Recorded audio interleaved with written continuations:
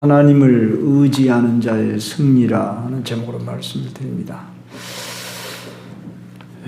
여러분의 삶에서 중요한 결정을 내려야 할 때 스스로 계획을 세우고 그 계획대로 이루어지길 원한 적이 있으시죠? 때때로 우리는 우리의 힘과 지혜로 무엇인가를 이루려고 하지만 그럴 때마다 우리의 한계를 깨닫게 됩니다. 여러분 중 어떤 분은 이런 경험을 통해 어떻게 이런 문제를 해결해야 할까 하고 고민한 적이 있으실 겁니다. 오늘 우리는 다윗의 이야기를 통해 하나님께 의지할 때 얻는 승리에 대해서 배우겠습니다. 다윗은 하나님의 명령을 따라 전진하고 결국 하나님의 계획대로 승리를 얻게 됩니다. 이 사무엘하 5장은 다윗이 이스라엘의 왕으로 기름 부음을 받고 예루살렘을 정복하는 과정과 왕국의 수도로 이제 예루살렘으로 이렇게 정하게 되는 중요한 사건을 기록하고 있습니다. 이 일은 매우 중요한 사건입니다. 역사적 순간이라 할 수 있습니다.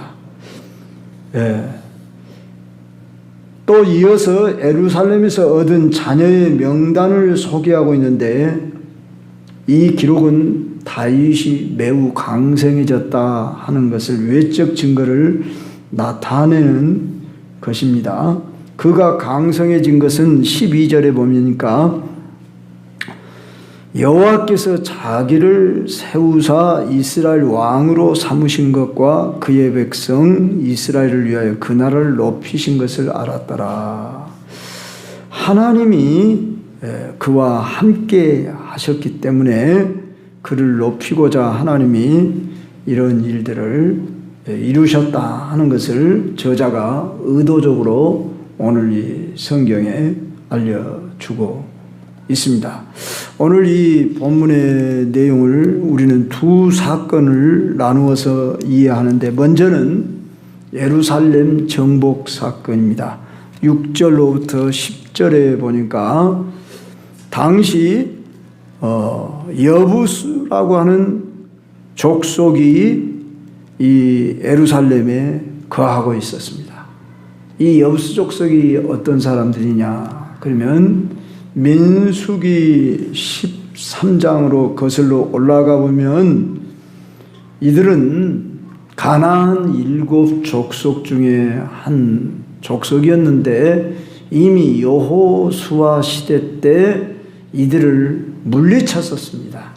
그런데도 불구하고 또 다시 빼앗겨 버려서 약 300년 동안 그들은 이 예루살렘을 지배하고 있었단 말입니다. 참 희한하죠?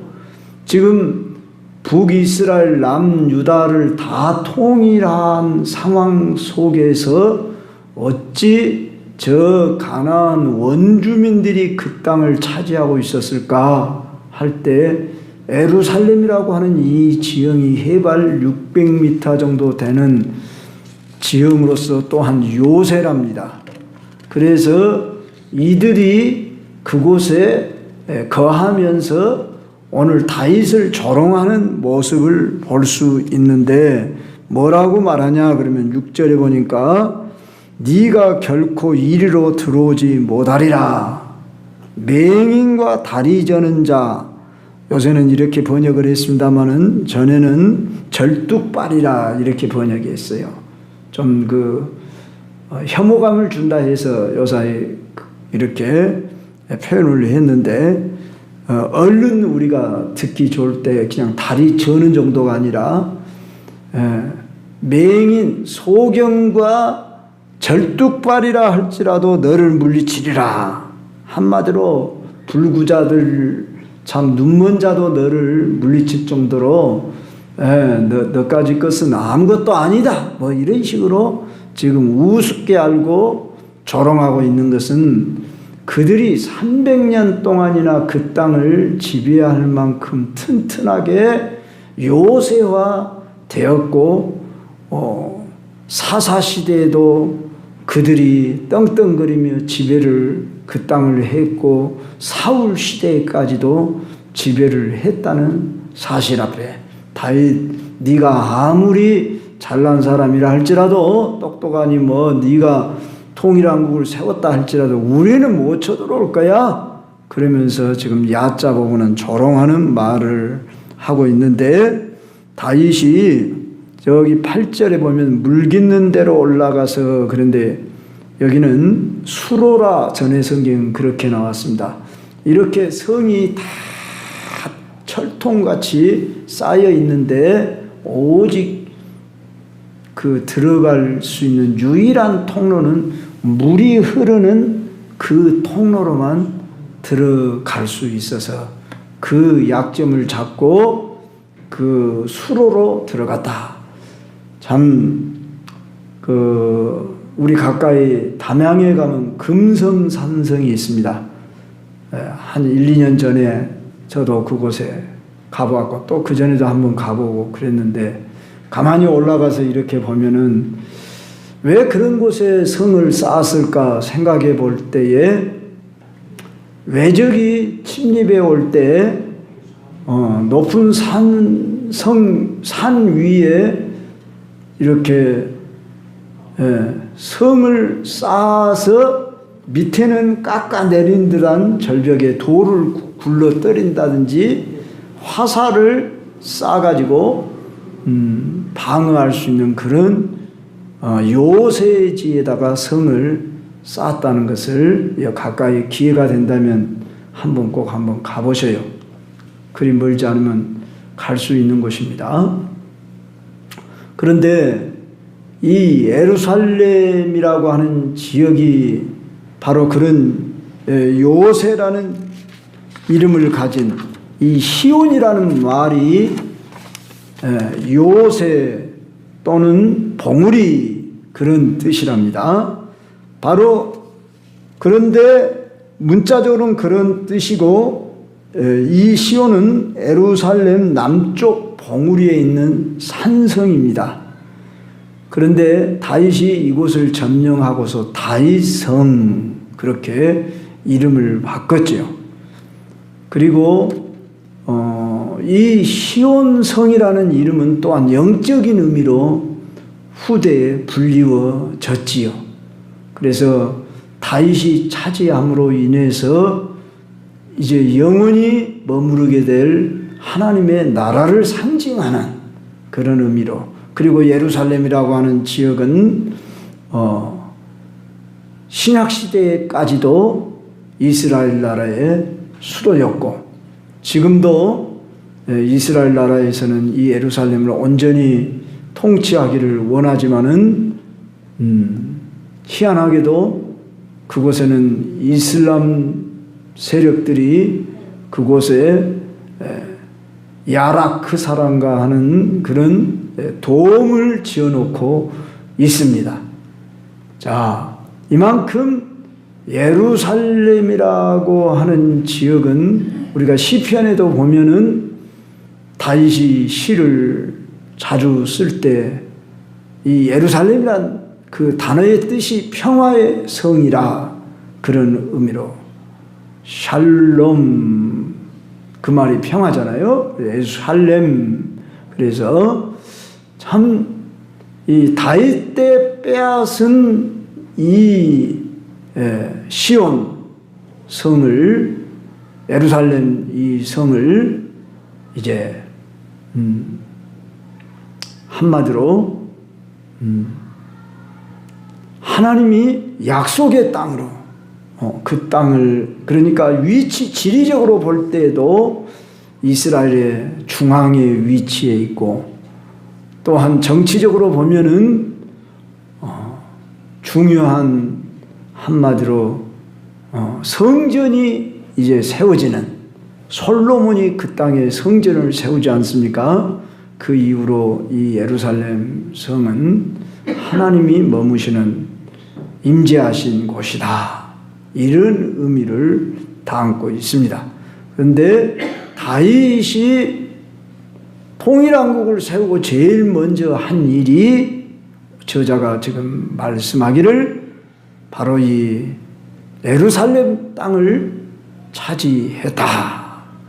그랬을 때에 저는 이것을 영적인 의미로 이 본문을 우리가 적용할 수 있도록 관심을 가졌으면 좋겠습니다.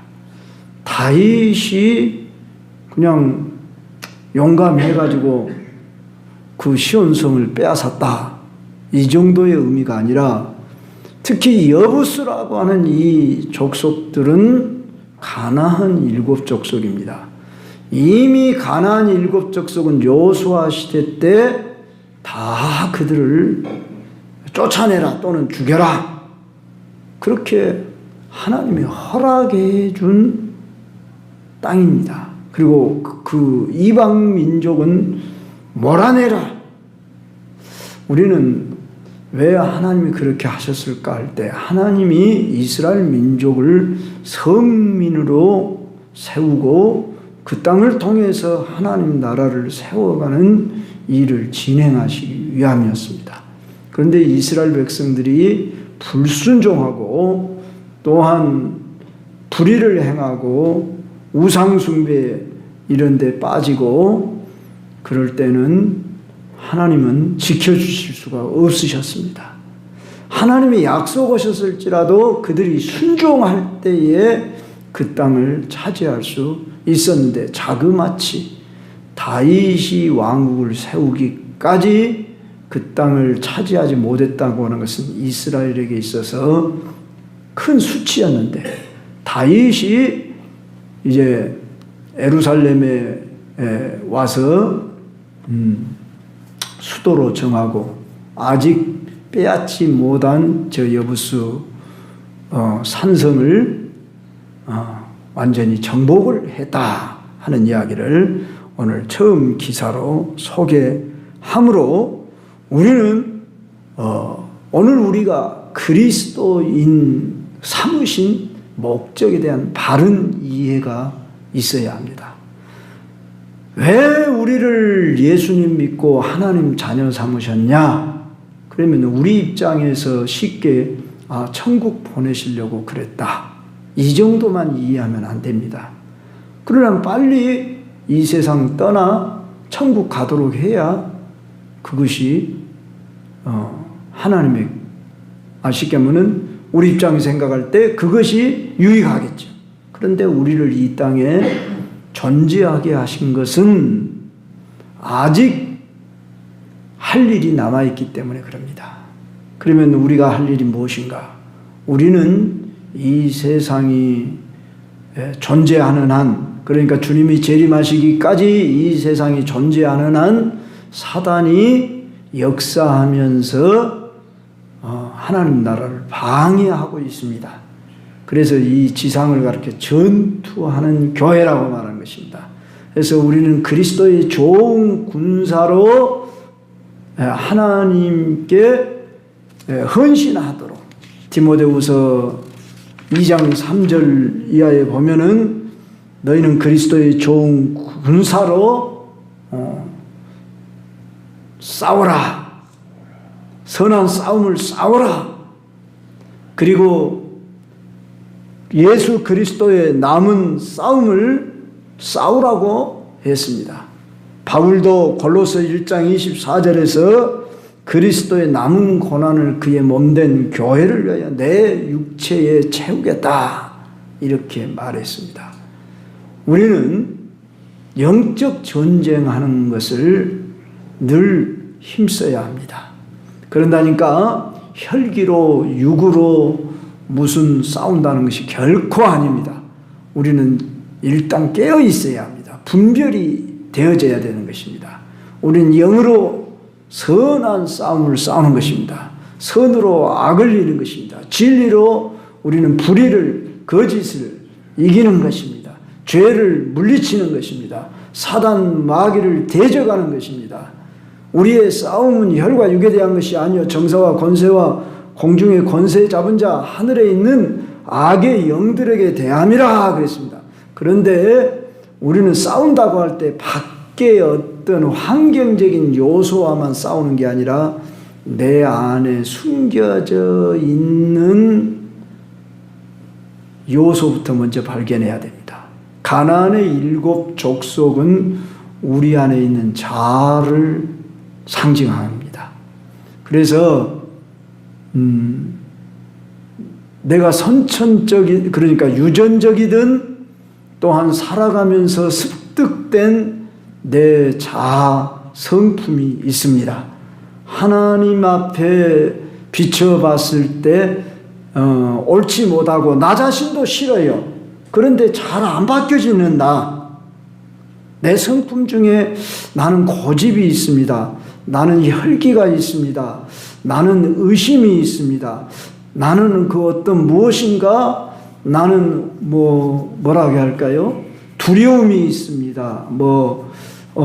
나는 뭔가 나에게 약점이 있다고 하는 것을 안돼도 불구하고 잘 안 되는 나. 그래서 먼저 우리는 싸움이라고 할 때에 나 자신과 싸움을 할 수 있도록 먼저 발견되어져야 됩니다. 그랬을 때에 그런데 그것이 하루아침에 되어지는 일이 아니라 다윗 이전에 300년 동안이나 여부스 민족이 그들과 함께 거했다고 할 때 아마 서로 상거래도 했을 것입니다. 그러지 않겠어요? 그 사람들이 성 안에서 자기들끼리만 살 수는 없었지 않겠어요? 성 밖으로 나와서 이스라엘 민족들과도 서로 거래하고 또 서로 이스라엘 민족은 필요에 따라서 그들과 관계를 맺고 심지어 결혼 관계도 했을 수 있고 매매 상업 서로 좋은 일도 있었을 것이고 안 좋은 일도 있었을 것이고 그랬을 거다 그 말입니다. 30년도 아니고 300년 가까이 그들과 같이 어울려 살다 보니까 저들은 우리 민족이 아니야. 그리고 저들을 쫓아내야 돼 하는 것을 이스라엘 사람들은 다 알고 있지만 쫓아낼 만한 어떤 힘과 어떤 기회를 밀어버리고 자그마치 다윗 시대까지 그대로 그냥 섞여 살았다. 이렇게 볼 수 있습니다. 우리들의 삶 속에서 제가 방금 말씀드릴 때 나 자신의 숨겨져 있는 이 가나안 7 족속 같은 자아에 나도 싫은데 나도 좀 이런 모습들을 좀 바꿔봤으면 하는데 안 되는 나. 근데 아예 안 되더라. 그러고 포기하고 말면 그냥 같이 내 안에 숨겨져서 같이 살게 됩니다. 제가 영성훈련이라는 것을 한 20년도 전에 한 3년 동안이나 훈련을 받으면서 자아 처리를 해보려고 몸부림을 쳐보고 예를 썼습니다마는 지금도 그것이 다 처리되지 않은 부분이 있는 것을 가끔 보게 됩니다. 성도 여러분, 우리 중에 누구도 나는 처리될 것이 없고 나는 이만하면 됐습니다 할 사람이 없습니다. 제가 되어서 이 말씀을 드리는 게 아니라 몸부림치며 참 기도하고 금식하고 부르짖고 깨닫고 하면서 노력을 할 때는 된 것 같습니다. 그런데 그 숨어있는 놈이 언젠가 또다시 고개를 들고 쳐들어오고 상황과 조건만 갖춰지면 언제든지 이렇게 나오는 모습을 보곤 합니다. 그래서 나 자신에 대해서도 실망을 하고 또 어떻게 하겠습니까? 시인을 하고 주 앞에 나아가는 길밖에 없습니다. 그런데 그걸 아예 안 돼, 할 수 없어. 그냥 같이 그렇게 살아야 돼. 그리스도인들 중에 어떤 분 이런 말하는 소리 들었죠. 천성적인 기질은 안 바꿔지대. 바꿀 수 없어. 이것은 벌써 자기가 스스로 포기하는 것입니다. 속는 것입니다. 우리 절대 그렇게 말하면 안 됩니다. 나는 할 수 없으나 주님은 할 수 있습니다. 그렇고 우리는 선포해야 되고, 나도 안 된다고 여기에다 무게를 두지 말고, 나는 안 되었으나, 즉 나는 안 된단 말은 육체로는 안 되나, 내 힘으로는 안 되나, 주님은 하실 수 있습니다. 성령님은 됩니다. 이렇게 말해야 됩니다. 베드로도 바뀌었습니다. 바울도 처음부터 그런 사람이었습니까? 성령 받고 변화되어졌습니다. 그런데도 바울이 뭐라고 말했습니까? 섰다고 하는 자는 넘어질까 조심하라. 그렇게도 말했고, 내가 남에게 전파한 후에 내가 넘어질까 해서 내가 나를 쳐 복종하게 한 후에 내가 남에게 전한다. 그렇게 말했습니다. 거기서 내가 나를 복종케 한다는 그 원문의 뜻은 내 이 눈을 복싱 선수가 그 치는 것처럼 자기 눈을 친다. 그런 뜻이 있답니다. 여러분, 누가 자기 눈을 치고 싶겠습니까? 그러나 바로 가장 우리가 예민한 데가 눈동자입니다. 눈동자에는 티끌 하나만 들어와도 우리가 견딜 수 없는데, 자기 눈을 칠 만큼 내가 내 몸을 쳐 복종케 한다는 그 말이 바로 내가 내 눈탱이를 친다, 그런 의미랍니다. 이걸 생각해 보면 그만한 아픔을 느끼며 자기를 쳐 복종시키기 위해서 부인하는 삶을 살아야 하는데, 이 부인은 어떻게 됩니까? 우리가 지난 40일 동안 십자가의 도라고 하는 새벽 기도에 제가 누차 강조하며 말씀을 드릴 때, 우리가 십자가에 이미 못 박혔다고 하는 것을 시인해야 한다고 그랬습니다. 못 박는 것이 아닙니다. 못 박혔음을 믿어야 하는 것입니다. 믿고 시인해야 하는 겁니다. 여러분, 내가 나를 쳐 복종시키는 일은 내가 결심으로 되는 거나 노력은 한계가 있습니다. 그러면 어떻게 해야 한다고요? 그것은 로마서에서 이미 여러분들에게 제가 6장에 말씀을 드렸습니다. 첫째, 어떻게 해야 한다고요? 내가 그걸 인정하라고 말해요. 죽은 자로 내 자신을 인정해라. 나는 십자가에 못 박혔습니다. 죽었습니다. 이걸 인정을 해야 돼. 이걸 믿어야 하는 거예요.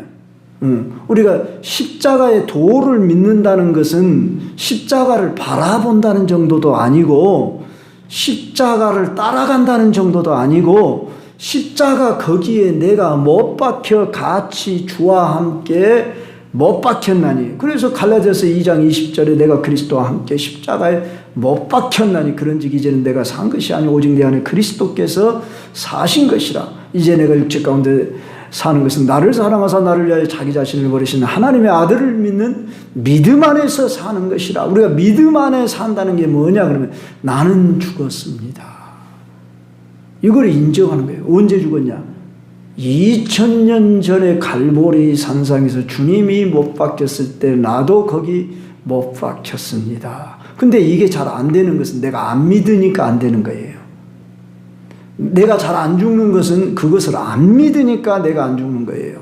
그러니까 순간마다 나는 죽었습니다. 사도 바울이 그랬죠. 나는 날마다 죽노라. 아니, 내가 그리스도와 함께 십자가에 못 박혔다고 그랬잖아요. 우리가 못 박으려고 하면 안 돼요. 말이 비슷비슷한 것 같지만 완전히 다릅니다. 그래서 나는 죽었습니다. 나는 못 박혔습니다. 그걸 인정을 해야 하는데 잘 안 되는 것은 안 죽었기 때문에. 그래서 예수님이 나를 따라오거든. 자기를 부인하고 날마다 자기 십자가를 지고 나를 따를 것이니라. 이것이 적용되어져야 합니다. 근데 우리가 잘 적용이 안 되어져요. 그러니까 쫓아내고 싶지 않다 그 말이에요. 내 모습에 좀 잘못된 모습이 보여지는데도 그것을 내가 부둥켜 안고 그냥 쉽게 살아가요. 이런 모습이 어떤 모습일까? 제가 비유를 해서 여러분들에게 설명을 할 때에, 가령 여러분 가정에 고장난 변기통이 있습니다. 그 고장난 변기통을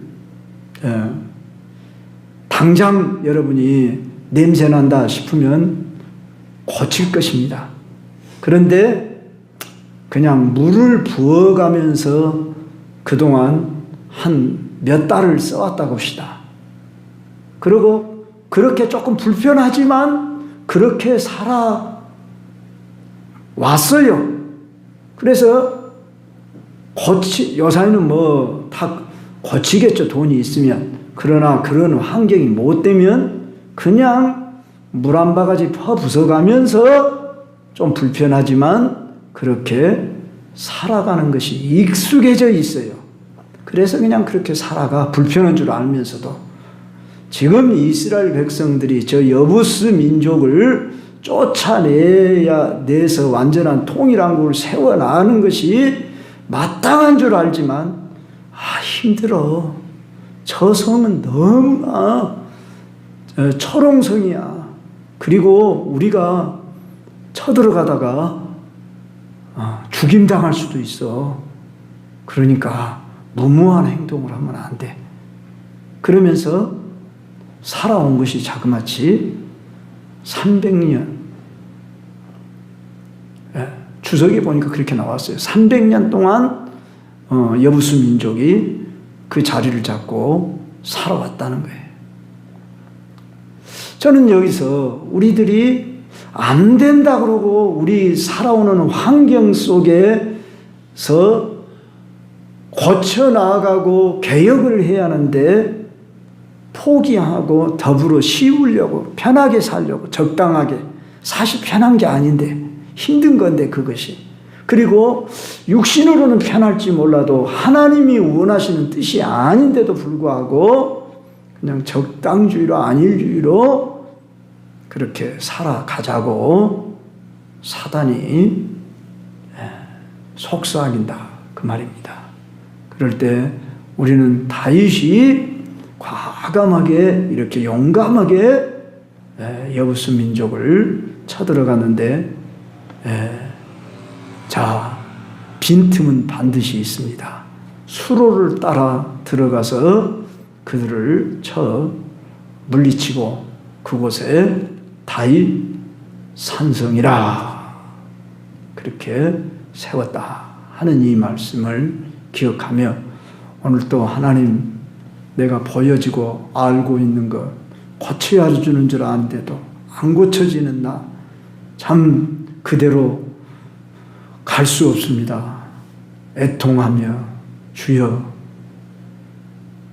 나를 고쳐주소서 하면서 다윗이 회개했던 것처럼 우리 자신을 먼저 살피고 나 자신이 주 앞에서 해결될 때 밖에 있는 악을 이길 수가 있습니다.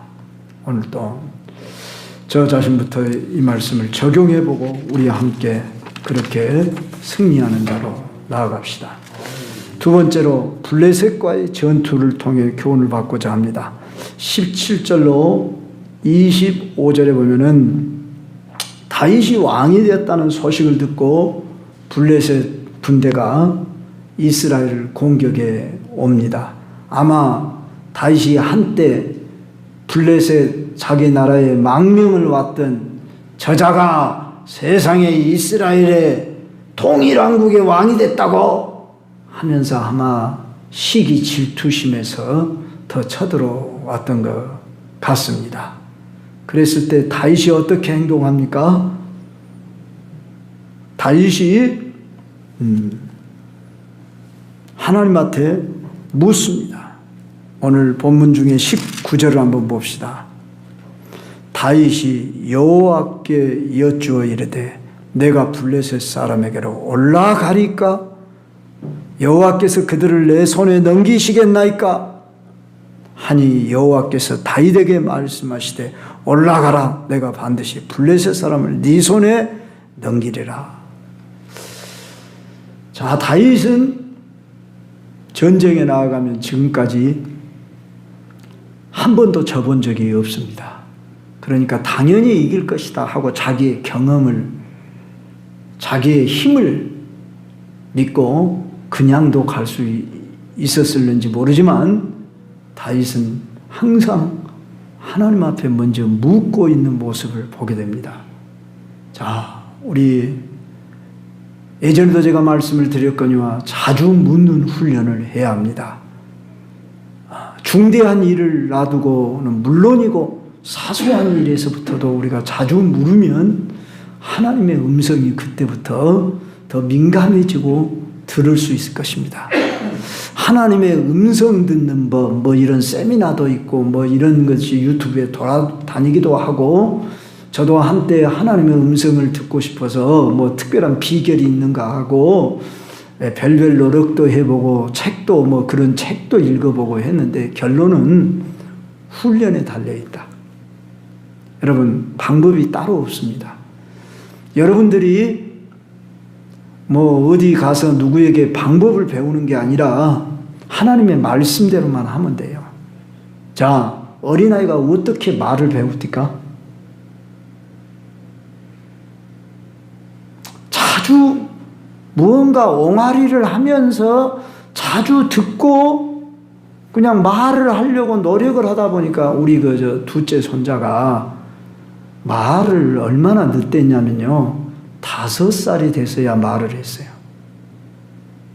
지금 6살인데 말이 한번 터지니까 말을 큰애보다도 더 잘할 정도로 말하는 것을 보았어요. 그러니까 말이 좀 늦된 애가 있고 빠른 애가 있어요. 보통 요새 한 3살 되면 다 말을 하잖아요. 근데 얘는 그냥 5살이 먹도록 말을 알아는 먹는 것 같은데 말을 못 하는 거예요. 그러더만 언제 말이 딱 한번 터지니까 아주 뭐 기상천외한 말을 다 하고 그러더라고요. 그래서 성도 여러분, 우리가 좀 빠르냐 늦냐 그 차이는 있을 수 있습니다. 그래서 하나님의 뜻을 여러분 알고 싶잖아요. 그러죠? 하나님의 뜻을 알려면은 성경을 많이 읽고 기도하고 자주 묻는 길밖에 없어요. 비결은 다른데 너무 쉬워요. 하나님은 다 가르쳐 줬어요, 우리에게. 근데 우리가 실천을 안 해요.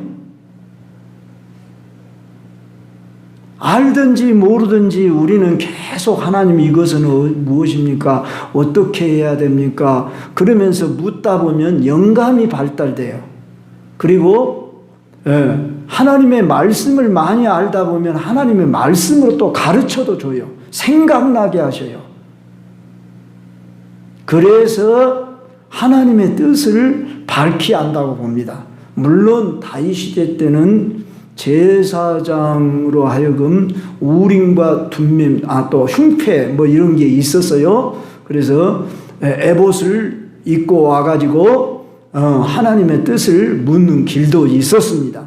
그렇지만 다윗은 늘 생활 속에 습관적으로 하나님 앞에 물었다는 것을 우리는 이미 사무엘상을 통해서도 여러 번 확인했습니다.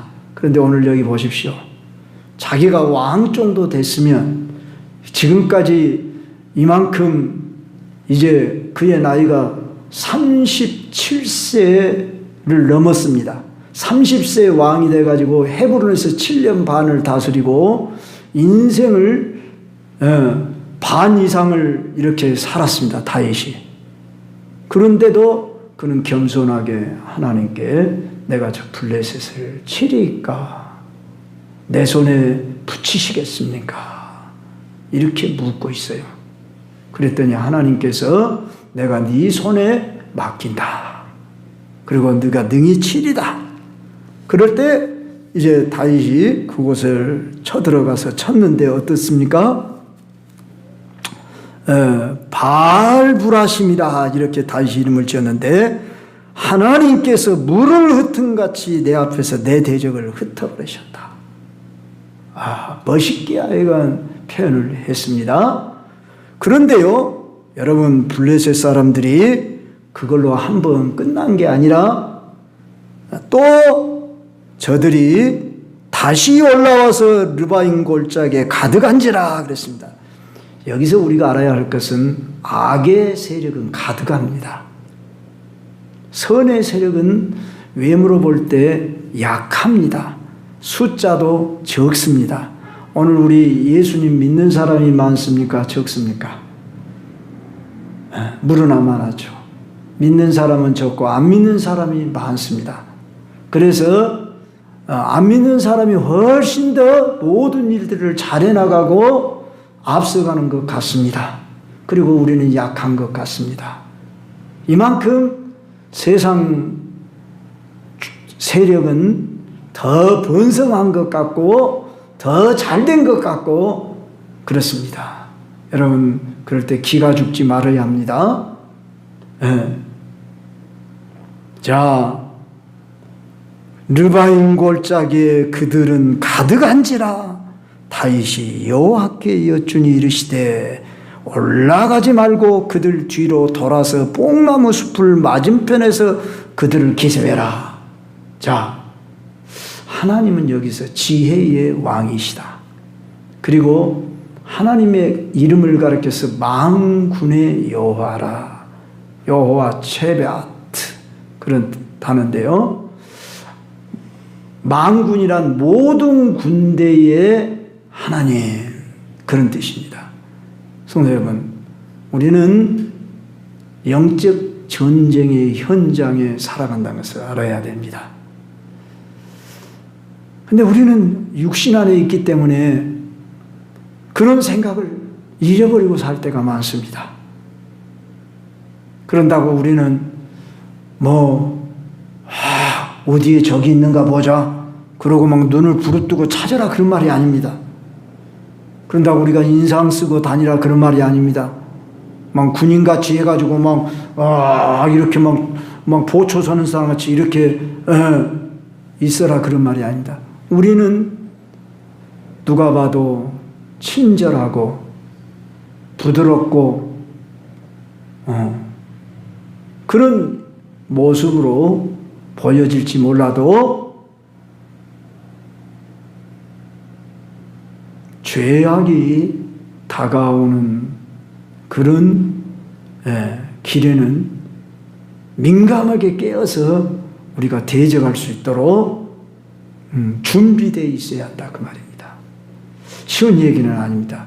그래서 우리가 깨어 있어라 그런 것이 말씀드린 거고, 그래서 여러분 왼편에 있는 그리스도의 군사로 무장하라 그런 것입니다. 성도 여러분, 물론 우리는 항상 전쟁터에서만 사는 것은 아닙니다. 우리에게 자유와 기쁨과 평강과 또한 쉼과 즐거움 이런 누림을 주시기도 합니다. 그러나 항상 예비하고 있는 그런 자세로 우리는 대적할 수 있어야 한다 그 말입니다. 그럴 때 이기는 비결이 뭐라고요? 물으라 그 말이에요. 물어. 주님 어떻게 할까요? 참 이 훈련만 잘 돼도 우리는 상가 깨어있게 될 것입니다. 물론 물었는데 전혀 감각이 없어요. 그러니까 우리가 잘 안 묻는 거죠. 안 느껴져요. 그러니까 안 묻는 거죠. 그런데 분명히 인식을 하면 또 묻는 것입니다. 어린아이가 부모에게 늘 대하면서 물으면서 또 부모와 함께 지내면서 부모의 눈치를 보면서 살피면서 어린아이들이 자라나는 것을 보죠. 그래서 미국에서 자라나는 애들은 미국말을 하고 한국에서 자라나는 애들은 한국말을 해요. 참 희한한 걸 느끼죠. 우리는 죽었다 깨어나도 미국 사람들 말을 하기가 엄청 힘들고 배우기가 힘들잖아요. 근데 어떻게 어린아이가 한 1, 2년 만에 그냥 말이 소통되는 거 보면 이야 놀라워요. 그만큼 친밀하게 가까이 할 때 그렇게 된다. 그런 말씀입니다. 다윗이 바로 하나님과 그렇게 가까이 지내다 보니까 하나님 앞에 묻고 응답을 받았어요. 자, 전쟁에서 이겼어요. 그런데 또다시 묻는 이 다윗의 모습 얼마나 겸손한지요. 겸손이 뭐냐? 겸손은 순종이라고 하는 학교에 입학한다. 앤드류 머레이가 그런 말을 했어요. 저 어거스틴은 제자가 그리스도인의 덕목의 첫째 덕목이 뭡니까? 겸손이다. 둘째 덕목이 뭡니까? 다른 말이 나올 줄 알았는데 또 겸손이다. 그러면 셋째 덕목은 무엇입니까? 겸손이다 했단 말이 있지 않습니까? 겸손은 하나님 뜻대로 순종하는 것이에요. 성도 여러분, 우리가 늘 하나님의 뜻이라, 하나님의 소원이라, 그러면 내가 내 뜻이나 내 계획을 내려놓고 완전히 순종해 드릴 수 있도록, 그게 무엇이냐? 늘 묻는 것입니다. 어떻게 할까요? 그리고 물었으면 그대로 순종을 하는데 하나님이 뭐라고 가르쳐 주십니까? 뽕나무에서 뭐라고 했어요? 여기 다시 봐봐요. 걸음 걷는 소리가 들리거든 곧 공격하라. 기다리라 그 말이죠. 걸음 걷는 소리가 들릴 때까지 네 방법, 네 모든 것을 다 내려놓고 내가 가르쳐주는 대로 해라. 그런데 그 소리가 들릴 때까지는 네가 기다렸다가 들리거든 공격하라. 그때 여호와가 너보다 앞서 나아가서 블레셋 군대를 치리라. 누가 친다고요? 하나님이 친다고요. 하나님이 쳐주셔야 완전한 승리입니다. 할렐루야. 오늘 또 우리 앞에서 싸우시는 하나님, 싸우시게 해야 한다고 말해요. 주님이 일하시게 해야 한다고 말해요. 저도 늘 참 저의 성품 중에 약점이 참 조그만 것이다. 그것이 저 자신의 약점이라는 것을 발견을 합니다. 잘 안 되는 것은 훈련이 안 되었을 때는 늘 앞섭니다. 그래서 우리가 늘 물으며 하나님을 인식하고 순종하는 이 법을